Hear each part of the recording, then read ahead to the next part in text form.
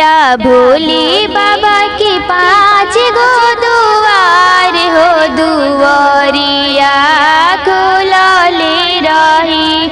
हमरा भोले बाबा के 5 गो दुआर हो दुआरिया खुलले रही।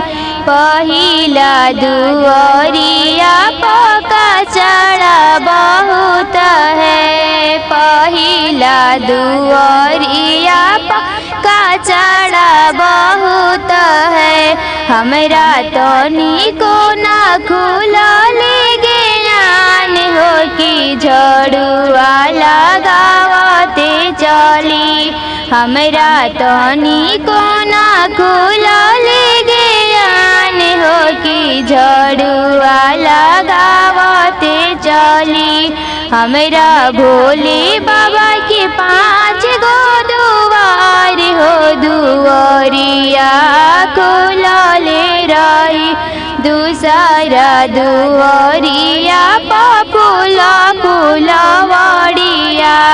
दूसरा दुआरिया फूला फुलवड़िया।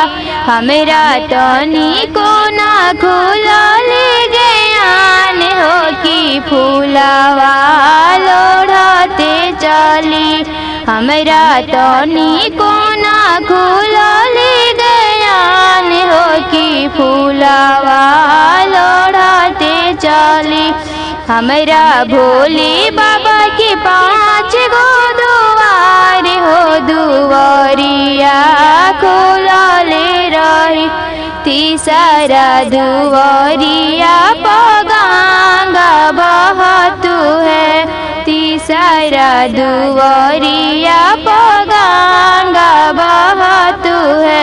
हमरा तनिको ना खुलले ज्ञान हो कि डुबकी लगावते चली।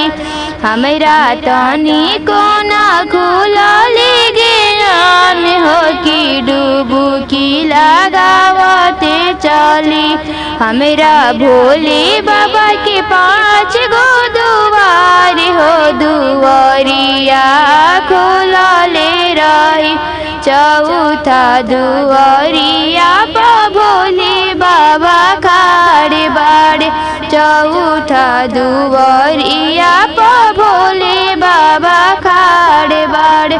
हमरा तनिको ना खुलले ज्ञान हो कि अन धन विद्या मांगते चली। हमरा तनिको ना खुलले ज्ञान हो कि अन धन विद्या मांगते चली। हमरा भोले बाबा के 5 गो दुआर हो दुआरिया खुलले रही। 5वा दुआरिया गौरा माता खाड़े बाड़ी। 5वा दुआरिया गौरा माता खाड़े बाड़ी। हमरा तनिको ना खुलले ज्ञान हो सोहाग बर मांगते चली। हमरा तनिको ना खुलले ज्ञान हो सोहाग बर मांगते चली। हमरा भोले बाबा के 5 गो दुआर हो दुआरिया खुलले रही।